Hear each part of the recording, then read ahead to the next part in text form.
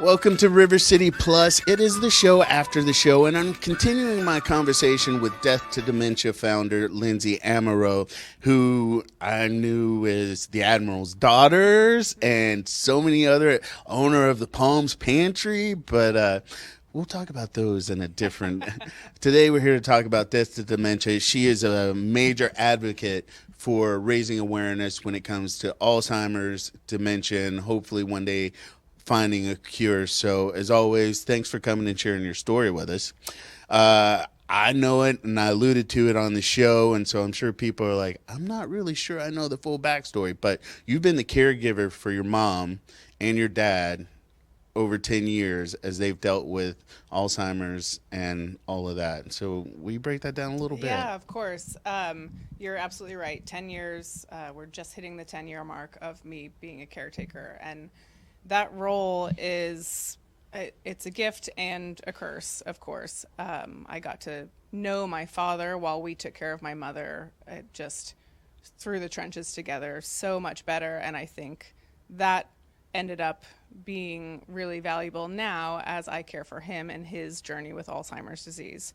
And the crazy part is the two of them, they had the same diagnosis, but they look physically and mentally completely different. My mother lost her ability to speak. She lost her mobility. We pushed her in a wheelchair and had to actually pick her up and take her to the bathroom and put her in bed and feed her with our hands and break down her food. All these really physically exhausting things. And my father, who's an incredible man, still very happy, remains in this beautiful disposition. He wants to be social, so I take him with me everywhere when I'm with him, and he has a great time, but he is a little bit of a flight risk. So we have to be very careful of those things. But otherwise, we're still hanging in there with him. What are the odds? I mean, you might hear of like one person or one parent, but both of them, and so close together. I mean, were you like, wait, what's going on? I was a lot more than that. We can't say those words here. I have a vendetta against this disease. Once my mother passed away in 2019, we almost immediately started to see signs that my dad was declining. I think he lost a lot of that structure that he had while he was caring for her so rigorously during that time. And I was beside myself. I remember calling my now husband and saying, I can't do this. I can't do this all over again. And here we are, you put your pants on one leg at a time and you go to work. Yeah. So you are a super trooper. And so with that, like I said, you've been a major advocate. So you've had the parade, you've launched the Purple Gala. If you ever see a Jeep rolling around with purple wrap around it, and now you've tweaked it even more with the new logo, that's Lindsay. And, whether you have a dog in the fight or not, say hi. I always say support your locals. These are some images from the Purple Gala that's going to be going down June 29th. And so this is an opportunity for people to come together, help raise some funds, and show support for you and actually anybody that's going through this. Yeah? Yes, exactly. The gala is this wonderful celebration. I say we a lot, started it to celebrate caretakers and give them a night off because of everything that they go through and just the tenacity that they have through this disease. So Death to Dementia, actually, the funds that we raise are going towards our local Northeast Florida families that need help financially. The cost of care is astronomical.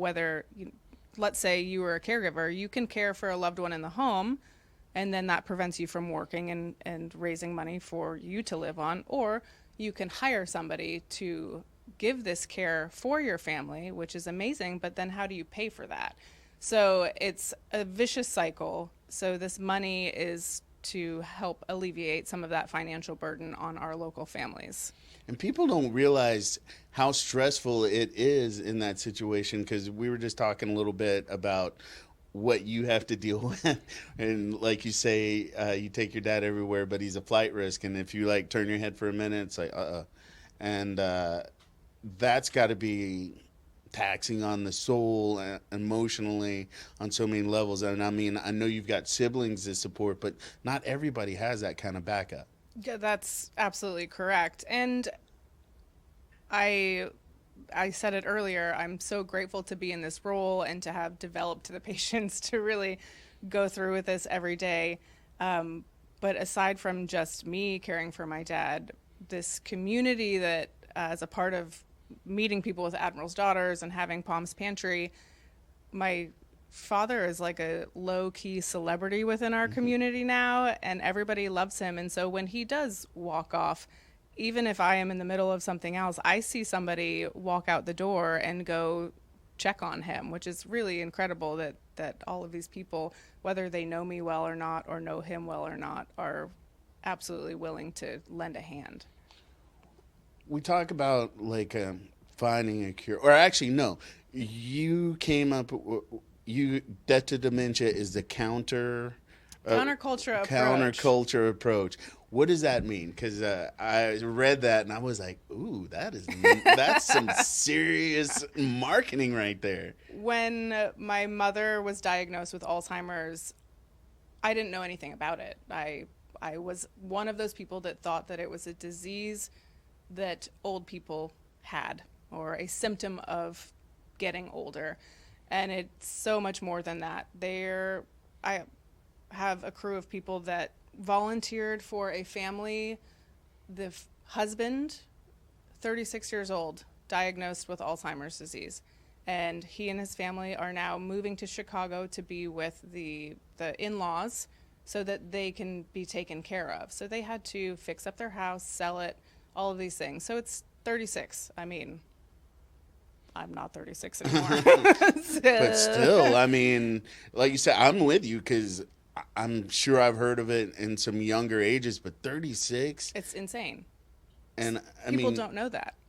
It can affect anybody, and often by the time we start to see symptoms, the disease has been growing within us for years. That is the trouble. So if people don't know it, it can't be addressed, or people maybe getting these funds they're not being allocated to research because the general thought is that it's not a big deal. Or by that time, if you're old, then does it matter anymore? I mean, there's a bunch of different schools of thought, and so that's why I say counterculture, because also they're afraid to address it. So instead, we just slapped a giant skull. in your face. Yes, exactly. It becomes accepted, and we are not okay with acceptance. To change it, we have to do something.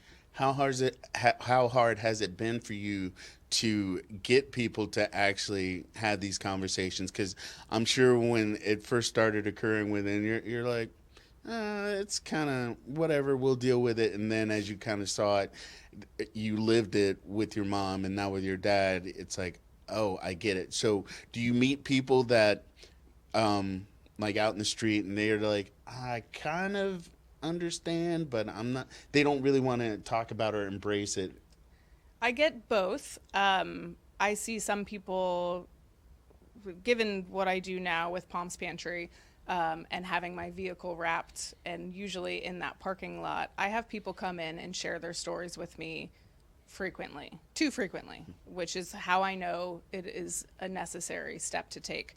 I had a woman come out into the parking lot the other day while I was parking, and I had my father with me, and she held up one of our stickers and mouthed, just saying thank you for what we were doing. And I spoke with her daughter afterwards, and her daughter said, thank you for screaming what all of us are saying in our heads, which blew my mind, and of course made me know that I am doing the right thing, as hard as it is. I mean, it's not necessarily easy to put even more focus on what I'm dealing with emotionally every day, but I think that's the reason that I have kind of gotten the 1-2 punch, is to just make it that much more important to really go for it.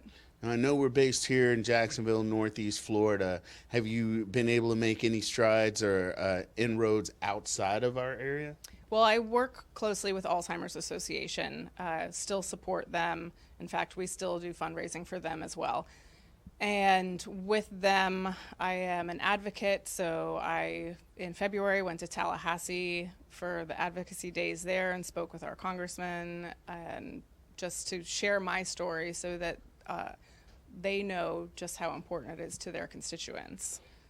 And so this is something that affects everyone on some level. Doesn't matter what walk of life, culture you're in. So if you want to show some support, you can obviously go to deathtodementia.com. I'm sure there's links for donations and volunteers and all that kinds of things. But you know what?